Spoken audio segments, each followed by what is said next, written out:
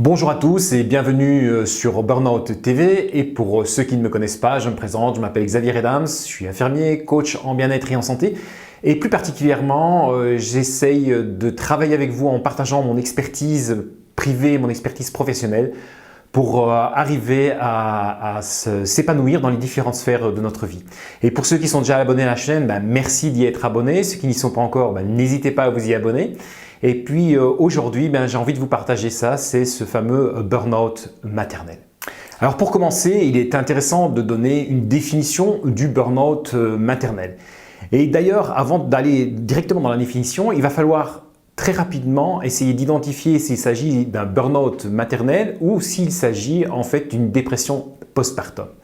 Alors une dépression postpartum, c'est une dépression généralement qui va avoir lieu dans l'année, dans les 12 mois qui suivent l'accouchement. Donc une fois que vous avez accouché, dans les 12 mois, il peut y avoir les symptômes dépressifs avec une perte d'envie, des pleurs, je ne m'y retrouve plus, je n'ai plus vraiment envie, je n'arrive plus à rentrer en contact avec mon enfant. En fait, tout ce qui montre que tout doucement, je glisse vers une dépression, mais elle est ciblée sur les 12 mois qui suivent l'accouchement. Or, dans le burn-out maternel, vous savez, ce n'est pas nécessairement postpartum. Vous pouvez déjà avoir eu un premier enfant, puis un deuxième enfant, puis un troisième enfant qui a peut-être déjà 2 ans. Et c'est à ce moment-là que vous êtes tout d'un coup frappé par ce burn-out maternel. Alors ce burn-out maternel, il ne vient pas comme ça du jour au lendemain, mais on va le voir par la suite, comment est-ce qu'il s'installe et comment est-ce que je peux essayer de l'éviter, quelles sont les stratégies que je peux mettre en place et puis aussi quels sont les signes et les symptômes favorisants, en tout cas les comportements favorisant un burn-out maternel. Il faut savoir aussi qu'il faut surtout durant cette vidéo, jamais ne vous culpabilisez parce que le burn-out maternel, ce sont souvent des mamans qui aiment leurs enfants, des mamans qui attachent de l'importance à leur famille et pourtant à un moment donné, cette envie, ce besoin de la famille, ce besoin d'émotion, ce besoin de partage de sentiments a complètement disparu. Et donc ça rend très triste, ça rend très frustrant et c'est très culpabilisant. Mais pourtant, l'amour, il est là. Donc toujours savoir que si vous êtes dans un burn-out maternel, vous avez un grand amour qui est toujours là pour vos enfants, sauf qu'il faut qu'ils reviennent et que vous ayez la place à pouvoir de nouveau accueillir cet amour. Alors dans la définition du burn-out maternel, c'est la même définition en fait que dans tout type de burn-out. Donc la première chose, ça va être une grande fatigue physique et une grande fatigue psychologique. Alors dans la fatigue physique et dans la fatigue psychologique, la fatigue psychologique, alors ici je vais parler de la surcharge mentale. Ce sont souvent des mamans qui sont organisatrices du domicile et donc quand elles organisent leur domicile, elles sont toujours dans leur pensée à un endroit différent de l'endroit physique où elles se trouvent. C'est-à-dire dès le matin, vous pensez, en vous levant, en vous brossant les dents, vous pensez déjà à comment vous allez devoir habiller vos enfants, comment est-ce que vous allez devoir préparer leur repas, aller faire des courses, etc. etc. Et donc vous n'êtes jamais dans l'instant présent. Mais là, je ne vais pas m'étaler sur la surcharge mentale, je vous propose d'aller revoir la vidéo que j'ai faite sur la surcharge mentale, spécifique à la surcharge mentale. Et il faut bien savoir que la surcharge mentale entraîne un burn-out si on n'en prend pas conscience dès le départ. Donc il va y avoir cet épuisement psychologique de cette surcharge mentale et puis physique parce que généralement vous allez vouloir accomplir toutes les tâches que vous êtes planifiées, donc ça va entraîner une grande fatigue physique et puis vous allez avoir l'impression de tirer à 10 000 endroits en même temps sans vraiment arriver à accomplir et arriver à la fin de vos tâches et donc vous allez toujours donner plus, être toujours de plus en plus en action. Et en fait, pour finir, vous allez vous épuiser. Ça, c'est le premier symptôme. Le deuxième symptôme, ça va être la dépersonnalisation. Alors dans la dépersonnalisation, comment est-ce que ça se passe plus spécifique au burn-out maternel? Ça en fait, moi je me souviens d'une maman qui était venue et qui expliquait vraiment très bien ça. Elle dit, vous savez, moi mes enfants, je les adore, c'était tout pour moi. Et quelque part, l'objet de mon plaisir est devenu l'objet de ma souffrance. Parce que maintenant, j'arrive plus. J'arrive plus, dès qu'il vient me demander quelque chose, c'est de trop pour moi, j'ai déjà envie de m'énerver, j'ai déjà envie de crier. Quand je suis le matin et que je dois me lever, j'ai envie de rester sur la couette et me dire mais tant pis, qui se débrouille. Et à la limite, parfois, certaines personnes vont même avoir cette petite idée en se disant mais si je pouvais maintenant dormir et ne plus me réveiller, ce serait parfait, j'oublie tout, j'ai plus envie d'être dans cette souffrance, j'ai plus envie d'être confronté à ces enfants qui sont devenus l'objet de mon malheur, alors que pourtant je les aime.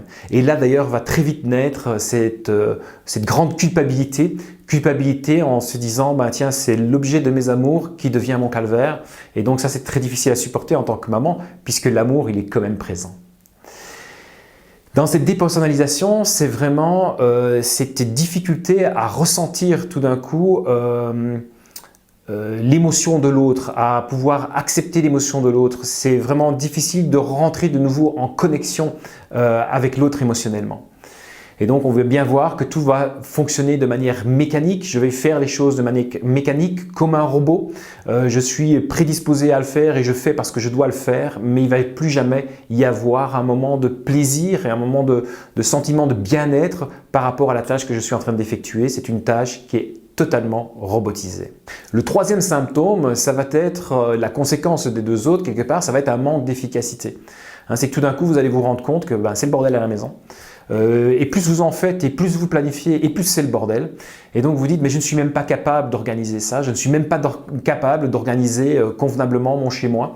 Donc vraiment je me demande à quoi je sers à part donner de la souffrance aux autres parce que je ne suis plus capable de leur donner d'amour. Donc vraiment vous allez vous rendre compte que vous êtes plus efficace. Alors que peut-être quelque temps avant, vous étiez dans les 2 premiers enfants que vous aviez eus, tout se passait très bien, même le 3e qui est arrivé au début, ça allait bien, tout fonctionnait, ça roulait, mais tout d'un coup, c'est le trop, et le trop a fait que vous devenez moins efficace alors que habituellement, vous êtes quelqu'un d'efficace. Voilà, ça c'est un petit peu les 3 grands symptômes du burn-out de manière générale et ici un peu plus ciblé sur le burn-out maternel. Alors, qu'est-ce qui fait qu'on voit de plus en plus de mamans qui sont en burn-out maternel? Alors, il faut savoir aussi qu'il y a des papas qui peuvent être en burn-out, mais ça se voit encore un peu moins chez nous. Ça va plus se voir plutôt dans les pays nordiques où l'implication de l'homme dans l'organisation du ménage est beaucoup plus importante que celle encore chez nous. Et là aussi, vous le reverrez quand vous verrez la vidéo sur la surcharge mentale. Alors, pour expliquer la suite du burn-out, j'ai envie de vous montrer une photo pour avoir une image très concrète. Vous voyez ici, on a une maman qui est multitâche, qui allie la tâche professionnelle en même temps de s'occuper de son enfant, qui a le sourire, qui est bien apprêté sur elle, enfin vraiment la superwoman. Et ça, c'est souvent l'image idéale que l'on donne de la femme moderne. Maintenant, idéalisation, c'est égal souvent à perfectionnisme. Et idéalisation, l'idéal et le perfectionnisme, en tout cas la perfection, on sait bien que ça n'existe pas. Et donc vous allez tout faire pour y tendre, mais au plus vous allez faire, au plus vous allez vous enfoncer, parce qu'en plus vous allez vous rendre compte que vous n'y arrivez pas. Donc ça va vous entraîner une certaine frustration, et puis ça va vous entraîner une certaine déception, voire même une certaine dévalorisation de vous-même, parce que vous vous dites, tiens, d'autres y arrivent, moi je n'y arrive pas. Et donc vous allez commencer à vous comparer aux autres. Et d'ailleurs, ce signe de comparaison se trouve très souvent dans le burn-out maternel en disant oui, les autres ils arrivent à le faire, moi je n'y arrive pas. Et puis ma mère aussi. Vous savez, ma mère c'était une femme forte, elle a dû s'occuper de ses 5 enfants seule, elle y est arrivée, mais moi je n'y arrive pas. Alors là directement j'ai envie de vous dire stop. Vous savez, l'éducation des enfants à l'heure actuelle et l'éducation des enfants par votre maman à son époque est complètement différente. Donc, il ne faut pas se comparer non plus et se retirer peut-être de ces croyances et de ces valeurs qu'on vous a inculquées de ce qu'est vraiment une maman et ce qu'il faut savoir faire pour être une bonne mère. Maintenant, revenons sur cette photo. Il y a aussi un autre aspect qui moi, me perturbe un petit peu, c'est ce mélange de tâches. On sait bien que dans un burn-out, il faut savoir séparer la sphère familiale, il faut savoir séparer la sphère du hobby, il faut savoir séparer la sphère professionnelle. Et d'ailleurs, vous savez, avec le télétravail qui est arrivé ces derniers temps et qui a tendance à s'amplifier, il va falloir faire attention parce que ça, c'est un point sur lequel il faudra être très vigilant, c'est la séparation des différentes sphères de notre vie. Et cette séparation-là, elle est primordiale pour garder des moments à soi, pour garder des moments en relation avec ses enfants et vivre un peu dans l'instant présent et pas toujours 3 longueurs d'avance sur ce que je suis en train de faire pour le moment. Alors, avant de travailler sur les outils, j'ai envie de vous donner quelque part une manière de vous jauger pour savoir si vous êtes en train d'aller vers un burn-out maternel et surtout pour jauger si je garde un bon équilibre. Alors un bon équilibre, ça ne veut pas dire que tout est toujours plat et beau et souriant, etc. Non, un bon équilibre, c'est-à-dire que ça aussi, c'est comme une balance où ça va osciller tout doucement et où on va toujours tendre à l'équilibre, mais il ne faut pas que ça soit complètement déséquilibré. Alors dans cette balance, je mets quoi? Dans cette balance, tout d'un côté, je mets toutes les ressources que vous avez vous en tant que maman. Quelles sont les ressources que vous avez? Et de l'autre côté, ça va être tous les stresseurs, tous les facteurs de stress qui vont venir se mettre dedans. Et il faut trouver cet équilibre-là entre les ressources que vous avez et les facteurs de stress. Alors les facteurs de stress, ils peuvent être momentanés. Par exemple, vous avez à un moment donné une augmentation du temps de travail au boulot ou vous êtes dans une situation où vous êtes sur un nouveau projet, donc il faut donner un peu plus.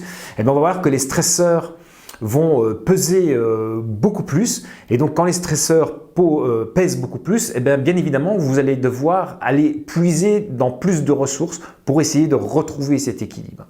Alors ça, quand c'est momentané, il n'y a aucun souci. Par contre, quand on voit que les stresseurs sont continuellement en train de prendre de plus en plus de poids, il va falloir toujours aller chercher de plus en plus de ressources pour essayer de retrouver cet équilibre. Mais à un moment donné, mes ressources personnelles ne sont plus suffisantes à assumer tous ces stresseurs. Et donc, dans ce cas de figure, très clairement, je glisse vers un épuisement, je glisse vers un burn-out. Donc vraiment, vous rendre compte que cette balance est importante et vous pouvez le mettre par écrit, par exemple se dire tiens, qu'est-ce qui me stresse en ce moment, qu'est-ce qui est difficile pour moi en ce moment, et de l'autre côté se dire oui, quelles sont mes ressources. Alors là on va déjà voir un premier outil qui se dégage, c'est de se dire tiens, quand mes ressources sont beaucoup trop sollicitées, quand je dois mettre beaucoup trop de ressources et que j'en ai de moins en moins, donc je n'arrive plus à retrouver cet équilibre, il va falloir que j'aille trouver des ressources ailleurs. Et les ressources ailleurs, ça passe quoi? Ça passe par de l'aide. Ça peut être l'aide de son conjoint, ça peut être l'aide de sa belle famille, mais en tout cas, c'est vraiment important d'aller chercher, essayer d'aller trouver de l'aide autour de soi. Alors, je sais que ce n'est pas toujours facile, mais ça va vraiment devenir une priorité. Parce que si vous ne vous focalisez pas sur cette priorité d'essayer de trouver des moyens de compenser et de recevoir de l'aide, ça va être très compliqué. Maintenant, avant de recevoir de l'aide, il faut être conscient que le problème est là et donc, bien souvent, le premier élément qu'on fait, c'est d'abord essayer d'en parler. Et vous savez, en parler, ça peut être en parler à une copine. Alors ça, c'est bien parce que c'est le premier pas, je pense. C'est le premier pas où tout doucement, on se déculpabilise un petit peu. Mais bon, une copine va vous écouter, va vous entendre, mais maintenant, il va falloir aussi aller plus loin parce que vous aurez besoin d'être assuré, vous aurez besoin d'avoir une évaluation pour savoir ce que vous allez devoir mettre en place, mais surtout aussi pour comprendre que ce qui vous arrive, toute cette culpabilité qui est présente et avoir l'impression que pour finir, vous êtes une mauvaise mère, avoir l'impression que vous amenez de la souffrance à vos enfants. À un moment donné, il faut que quelqu'un vraiment travaille avec vous pour vous dire « mais non, c'est pas ça ». Si franchement, vous n'aviez pas du tout d'amour pour vos enfants, si franchement, vous ne les aimiez vraiment pas et vous n'aviez pas envie d'avoir vos enfants, très clairement, vous ne vous culpabiliserez pas, vous diriez « oui, c'est comme ça, je le savais et puis c'est tout ». Non, non, là vous vous culpabilisez parce que vous les aimez et ça je le rappelle, c'est vraiment important de se dire que c'est pas parce qu'on a tout d'un coup un dégoût de ses enfants, entre guillemets, mais c'est un peu comme ça, qu'on ne les aime pas, que du contraire. On les aime, mais on se culpabilise parce qu'on n'arrive plus à les aimer comme il faudrait. Ou en tout cas comme j'ai envie en ressentant des émotions, comme je le disais au début. Donc le premier aspect, c'est vraiment essayer d'en parler. Alors vous pouvez aussi en parler dans des groupes, ça c'est aussi intéressant parce que c'est un échange de vécu, donc ça peut être vraiment, vraiment, vraiment intéressant. Le deuxième point dont j'ai parlé, c'est essayer de retrouver des ressources, les ressources qui sont autour de vous ou les ressources qu'il va falloir créer. Mais en tout cas, à un moment donné, il va falloir vous faire aider. Le troisième point, c'est ne pas non plus avoir peur de lâcher un peu ses enfants. S'écarter de ses enfants, se séparer un peu de ses enfants ne va pas être dramatique. Alors même si on se dit, parce que souvent c'est l'effet inverse qui se passe, et quand je ne suis pas bien, j'ai l'impression que ça ne va pas, j'ai encore envie de me rapprocher plus parce que je me culpabilise et donc j'ai envie de leur donner plus pour essayer de dire pardon quelque part et dire que je les aime quand même. Non, à un moment donné, il va falloir se séparer et là, il ne faut pas avoir peur de se séparer de ses enfants et quand on se sépare un petit peu de ses enfants, c'est ce qui permet eux de retrouver un peu leur autonomie, vous trouvez votre autonomie. Par contre, quand on se sépare ou quand on trouve des stratégies pour essayer d'aller mieux, il faut vraiment que les moments que vous avez pour vous soient pour vous et vécus dans l'instant présent. Et là, c'est l'autre aspect, encore un autre élément qu'il va falloir faire, c'est tout doucement remettre du positif dans ce que vous faites. Parce que là, vous avez certainement accumulé des mois et des mois des expériences négatives. Et là, il est vraiment temps de se réapproprier des expériences positives dans votre vie. Le dernier point, ça va être d'essayer d'arrêter de se comparer. Vraiment, ici, il faut se dire, j'arrête de me comparer, j'arrête d'idéaliser ce que je vois autour de moi, mais je vais refaire tout doucement un peu confiance à mon instinct. Parce que vous savez, souvent, si vous retrouvez un petit peu votre instinct maternel, en retirant tous ces principes qu'on vous a donnés, que ce soit des principes éducationnels, que ce soit des principes de société, l'idéalisation de la femme parfaite, quand vous allez vous détacher un petit peu de ça et retrouver l'aspect instinctif, qu'est-ce que vous avez vous vraiment envie de faire pour votre enfant? Qu'est-ce qui vous ferait plaisir pour votre enfant? Quand vous allez vous détacher de ça, de ce perfectionnisme et que vous allez revenir sur ce côté instinctif, vous allez voir que tout d'un coup, la relation, l'émotion, tout ça va revenir. Donc voilà un petit peu ce qu'est le burn-out maternel, à quoi faut-il faire attention, comment est-ce qu'on peut s'en sortir, en sachant qu'on en parle, ouais on en parle, mais pas encore assez souvent à mon avis, parce qu'on voit trop souvent encore des mamans qui sont au bout du rouleau, au bout du bout, et alors qu'on peut agir bien avant quand certains petits signes arrivent en entrée, je vais dire, de l'épuisement. Donc voilà, n'hésitez pas à partager cette vidéo parce que ça peut aider des personnes autour de vous. Et puis si vous avez un commentaire, c'est avec plaisir que je le lirai. Et n'hésitez pas non plus, si vous avez été dans le cas et que vous en êtes sorti, de me noter 2-3 petites stratégies que vous avez mis en place parce que ça peut m'aider moi dans la manière dont je travaille avec les personnes et puis ça peut aider les personnes qui vous liront. Je vous souhaite à tous une très belle journée et à bientôt. Au revoir.